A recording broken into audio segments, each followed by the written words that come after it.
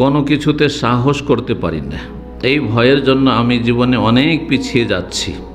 আল্লাহ ওইটাই তকদিরে রেখেছিল, চেষ্টা করে যান। এমনকি বড় হওয়ার পরেও আমাকে এই সমস্যাটা পেরেশান করে। আমি মুসা আলাইহিস সালামের দোয়াটা পড়ার চেষ্টা করি, কিন্তু ফল পাচ্ছি না। ফল পাচ্ছেন না, আপনার মধ্যে কোনো সমস্যা আছে এই জন্য। আল্লাহ যদি আমাকে ফিতরাতগতভাবে সাহসী না বানায়, তবে এতে আমার কি দোষ? জি, ফিতরাতগত সব কিছুই নয়, কিছু আছে অর্জিত।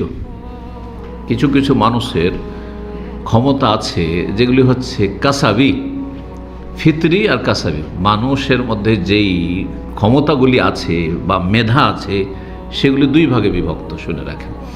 এক হচ্ছে ফিতরি বা জিবিল্লি, প্রাকৃতিক, যেটা বলা হয়েছে যে এখানে কী বলেছে ফিতরাতগত, ওইটা হচ্ছে ফিতরি বা জিবিল্লি, প্রাকৃতিক, ন্যাচারাল।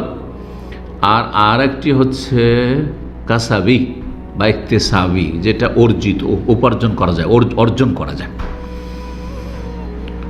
যেমন এলিম, মায়ের পেট থেকে এলিম শিখে এসছে, পুরোটা তো আস্তে আস্তে অর্জন করেছি, তাই না?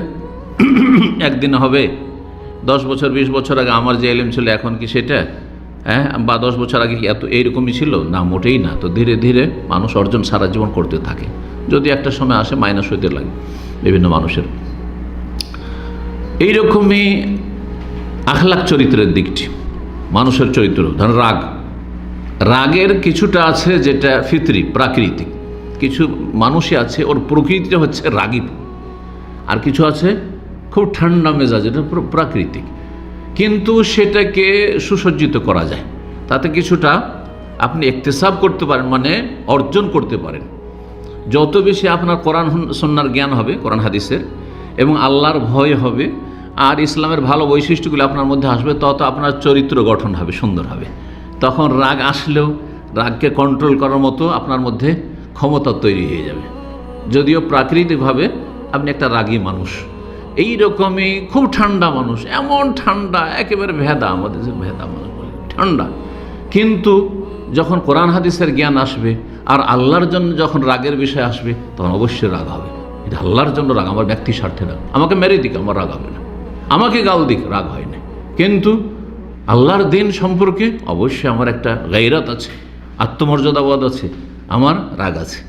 জি, নবী সাল্লাল্লাহু আলাইহি ওয়াসাল্লাম ব্যক্তির জন্য কখনো নিজের স্বার্থে কখনো প্রতিশোধ নেননি, কিন্তু আল্লাহর দিনের কোনো কিছু নষ্ট করলে অবশ্যই রাগান্বিত হয়েছেন, চেহারা লাল হয়ে গেছে। সব হাদিস আপনারা পড়েছেন, বিভিন্ন সময় দেখেছেন।